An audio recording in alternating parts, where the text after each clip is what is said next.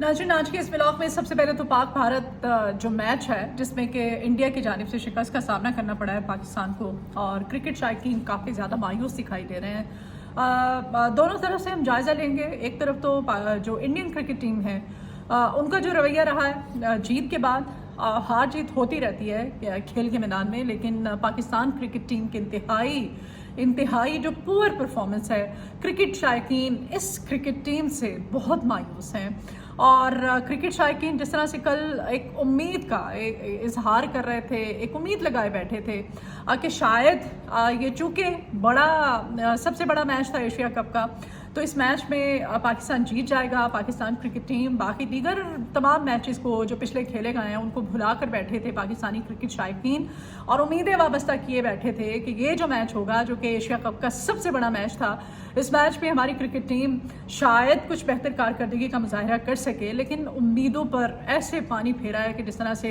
ये अभी हालिया सैलाब ने पानी फेर दिया है ना, ये मौजूदा हुकूमत की परफॉर्मेंस पे, इनकी गुड गवर्नेंस पे, इनके तमाम तर कच्चे चट्टे खोल के रख दिए हैं। इसी तरह से हमारी क्रिकेट टीम जो है अब वो लगता है कि मौजूदा हुकूमत के नक्शे कदम पर चल पड़ी है, और जिस तरह से इनकी परफॉर्मेंस है, इस परफॉर्मेंस को देख करके और मौजूदा हुकूमत की परफॉर्मेंस को देख करके कोई ख़ास इनमें फ़र्क जो है हमें नज़र नहीं आ रहा है।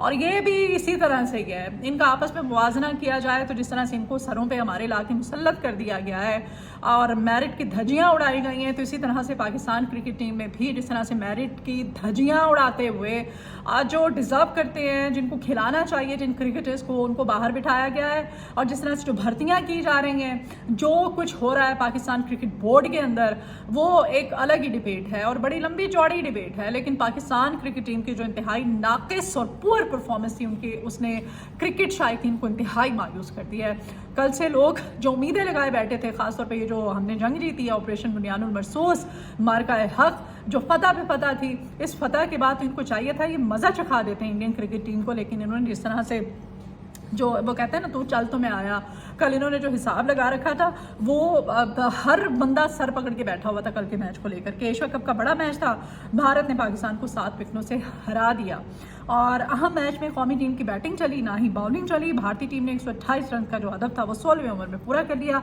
सूर्य कुमार यादव ने 47 रन बनाए, अभिषेक शर्मा और तिलक वर्मा 31 से 31 रन बनाकर नुमाया रहे हैं जी। और पाकिस्तान ने मुकर्रर ओवर्स में 9 विकेट पर 127 रन बनाए थे। तो चालते में आया, इन्होंने कल बारियां लगाई हुई थी, साहबजादा फरहान 40, शाहीन अफरीदी, जिसे पूरी कौम जो है वो उम्मीदें लगाई बैठी थी, वो 33, क्योंकि आखिर में शाहीन को बुलाया गया था, ओपनिंग नहीं करवाई गई थी शाहीन से। खैर, फ़खर जमान जो है 17 रन की इनिंग्स खेली। सायम ने, मोहम्मद नवाज 0, सायम अयूब, सलमान अली आगा, मोहम्मद हारिस 3, हसन नवाज 5 रन बनाकर आउट हो गए। फिटे मुंह तोड़ा, ये आप लोगों की परफॉर्मेंस है। और ये सबसे बड़ा मैच, आप ये इंडिया के साथ अगर मैच हो तो आपकी परफॉर्मेंस पता नहीं कहाँ चली जाती है। बहरहाल, अफगानिस्तान से आप हारे हैं तो एक मैच तो फिर जीते भी हैं आप, अम्मान और यूएई से आप जीते हैं, कि क्या फ़र्क पड़ता है इससे। इंडिया का जो सबसे बड़ा मैच था वो तो आप हार गए हैं। तो नाज़रीन गिरामी, लेकिन दूसरी तरफ इंडियन क्रिकेट टीम ने बड़ा ही वावेला किया है जी। इन्होंने कोई मौका हाथ से जाने नहीं दिया, और ये क्रिकेट को भी इन्होंने सियासत की नज़र, मोदी के नक्शे कदम पर इनका कप्तान जो है वो चल पड़ा है। सूर्य कुमार यादव ये मैच जीतने के बाद जब उसने बात की तो उसमें कहता है कि हम पहलगाम वाक़े के मुतासरीन के साथ खड़े हैं। बंदा पूछे, तुम मैच खेलने आए हो, मैच खेलो, जीते हो, ट्रॉफी लो, घर जाओ, तुम पहलगाम, वो तुम्हारा प्रोपेगेंडा जिसे पूरी दुनिया आश्कार हो चुकी है, जिस पे तुम लोग पूरी दुनिया में लान तान की जा रही है तुम लोगों को, उस पर अभी भी ड्रामेबाजियां जो है, ये क्रिकेट टीम का जो कप्तान है उसकी जो हालत है ये आपको बता रही हूँ।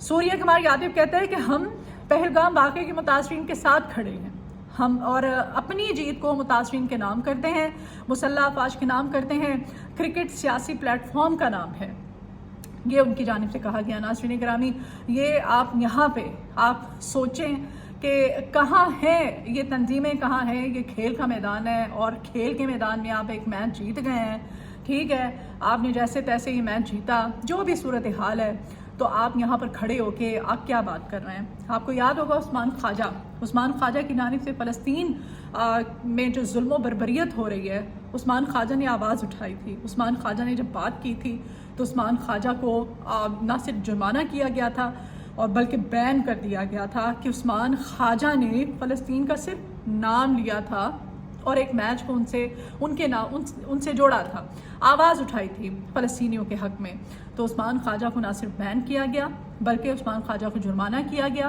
یہ جو ڈبل سٹینڈرڈز ہیں نا، یہ ڈبل سٹینڈرڈ سمجھ سے باہر ہیں۔ تو اب آپ پہلگام جیسے واقعے سے پوری دنیا جو ہے وہ آشکار ہے، پوری دنیا کو پتہ ہے کہ یہ ڈرامہ تھا مودی کا، یہ سراسر الزام تھوپنے کی کوشش کی گئی تھی پاکستان پر۔ تو اس پر آپ کے کھلاڑی آ کے واویلا کر رہے ہیں، پراپوگنڈا کر رہے ہیں، دیٹس مین کہ آپ کی ایجنسیز نے ان کو سکھا کر کے، ان کو پڑھا کر کے بھیجا تھا کہ آپ نے یہ سب کرنا ہے۔ تو کوئی لگام ڈالنے والا نہیں ہے ان کو۔ کرکٹ ٹیم بھی انڈیا کی ہے، مودی کی طرح پورا کا پورا جو سٹیج تھا پھر وہ ان کو دے دیا گیا، کیونکہ پاکستانی کرکٹ ٹیم نے تو پھر بوائیکاٹ کیا تھا نا جب ٹرافی مل رہی تھی۔ تو جو کیا گیا تھا وہاں پر جو صورتحال تھی اس کا، کیونکہ بھارت نے کھیل کے ساتھ بھی کھلواڑ کیا ہے، کھیل کو بھی سیاست کی نظر کر دیا ہے بھارت کی کرکٹ ٹیم نے۔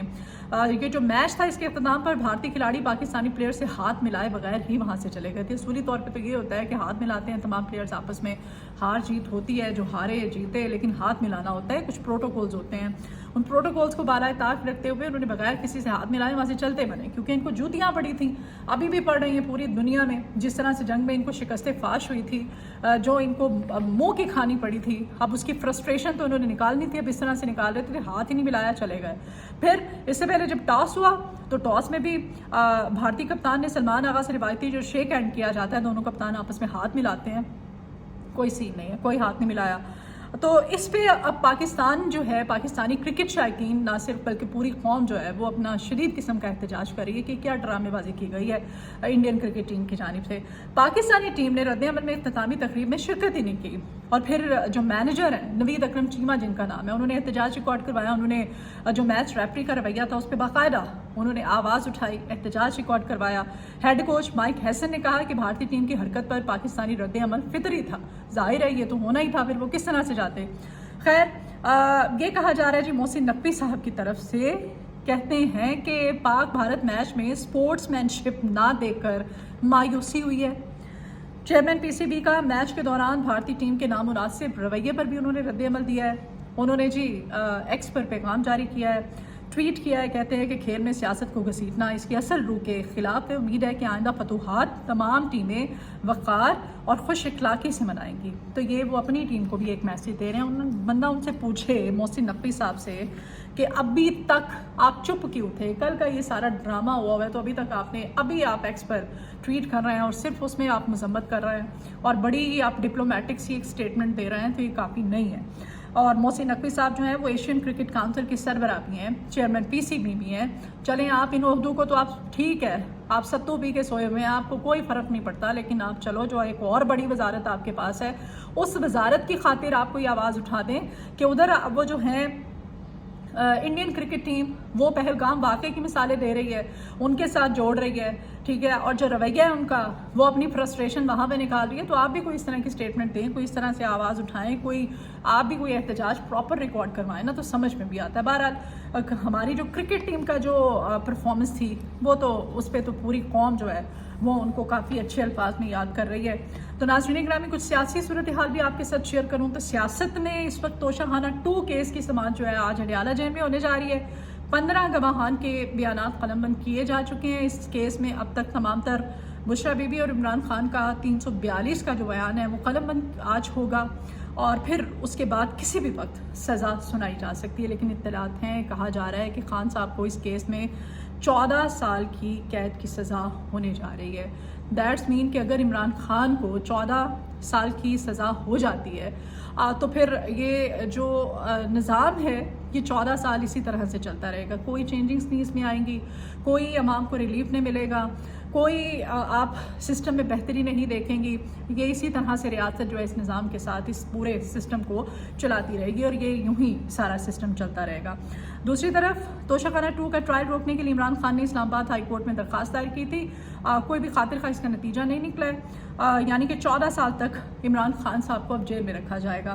دوسری طرف سیلاب کے بعد اب جو صورتحال ہے یہ ہے کہ ایک تو سیلاب میں لوگ بہہ گئے ہیں، उनके माल मवेशी, उनके घर बार, उनकी फसलें, सब कुछ बर्बाद हो गया है। बेयारो मददगार बैठे हुए हैं, इमदाद के मुंतज़िर हैं, खाने को लाले पड़े हुए हैं, नहीं है उनके पास खाने के लिए कुछ, बिजली नहीं है उनके पास। बिजली नहीं है तो कोई आप सोचें कि सोशल मीडिया तक एक्सेस तो ना मुमकिन वाली बात है इस मौजूदा सूरत हाल में। ऊपर से सूरत हाल ये है कि वहाँ पर अब डाकू जो हैं कच्चे के, अब जो डाकू और वारदातिये जो हैं, लूट मार करने वाले, वो कश्तियों पर सवार होके लोगों के घरों में घुस रहे हैं ज़बरदस्ती, और वहाँ पे ना सिर्फ उनकी कीमती अशिया जो बच कुछ गई हैं, जो रह गया है, माल मवेशी उनके वो चुराए जा रहे हैं, लूट मार की जा रही है, बल्कि उनके बच्चों को और लोगों को अगवा किया जा रहा है, अगवा करके वहाँ से लेके जा रहे हैं। और ज़ाहिर है तामान कौन देगा, उनका बाकी क्या बच गया है जो वो तामान देंगे। और ये हुकूमत, ये तो वो आपने देखा ही होगा जो एडवर्टीज़मेंट का सिलसिला जारी है, जिसमें एक बैग के अंदर हमारी CN साहिबा जो है वो एक जूस का डब्बा है, एक चिप्स का एक पैकेट है, और वो डब्बे और वो जो पैकेट है उसकी वो जो जिसके अंदर वो है उस बैग की आप एडवर्टीज़मेंट देखें, उतने की वो चीज़ें नहीं है जितने का वो बैग तैयार करवाया गया। तो ये सूरत हाल है। तो अब लूट मार इतने अरूज पर पहुंच गई है कि वहाँ पर डाकू कश्तियों में सवार होके लोगों के घरों में, जो कि बेसरो सामानी के आलम में बैठे हुए हैं, जहाँ से सैलाब का पानी थोड़ा अगर कम हुआ है तो उन घरों में घुस रहे हैं, उनसे लूट मार कर रहे हैं, बल्कि अगवा करके साथ भी लेके जा रहे हैं। जाते जाते खबर ये भी दे दूँ, पाकिस्तान समेत दुनिया भर में आज यौम जमहूरियत मनाया जा रहा है जी। और फेक न्यूज़ वॉच डॉग का जमहूरियत के आलमी दिन के हवाले से वाइट पेपर जारी किया गया है उनकी जानिब से कि पाकिस्तान में निज़ाम जमहूरियत का जायज़ा। इस वाइट पेपर में तजावीज़ पेश की गई हैं। रिपोर्ट के मुताबिक पाकिस्तान में जमहूरियत की सूरत में ताकतवर अशराफिया का गठजोड़ है और पाकिस्तान में मीडिया मुसलसल दबाव का शिकार है। सहाफ़ियों को मुकदमात का सामना करना पड़ रहा है और सहाफ़त पर कदमन लगाई जा रही है। तो ये रिपोर्ट सामने आई है जी। ये इंतहाई अहम रिपोर्ट है जो कि फेक न्यूज़ वॉच डॉग की जानिब से जारी की गई है। तो आप खुद ही हिसाब लगा लें। दुनिया भी जो है उसको पता है कि क्या हो रहा है, लेकिन नहीं, जब तक यहाँ पर ये सिस्टम यूँ ही चलता रहेगा ना तो हालात बेहतर होंगे। सहाफ़ी तो आप छोड़ें, ज़ाहिर है यहाँ पर आवाम को रिलीफ क्या मिलेगा। ये सिस्टम, ये निज़ाम, ये बड़े, ये यूँ ही चलाते रहेंगे और ये सेटअप यूँ ही चलता रहेगा। और बराए रास्त जमहूरियत जिसमें हम जिंदा हैं, इसमें हमें मजबूरन ज़िंदा रहना पड़ेगा। तो ये थी तमाम सूरत हाल। फिलहाल से इजाज़त दीजिए। आपके फीडबैक की बहुत ज़रूरत है। आपसे रिक्वेस्ट है कि आप चैनल को सब्सक्राइब कीजिए। वीडियो आपको पसंद आए तो उसको शेयर भी कीजिएगा। आप कमेंट बॉक्स में अपनी आरा का इजहार भी कर सकते हैं। अपनी दुआ में मुझे याद रखें। बहुत ख्याल रखिए। अल्लाह।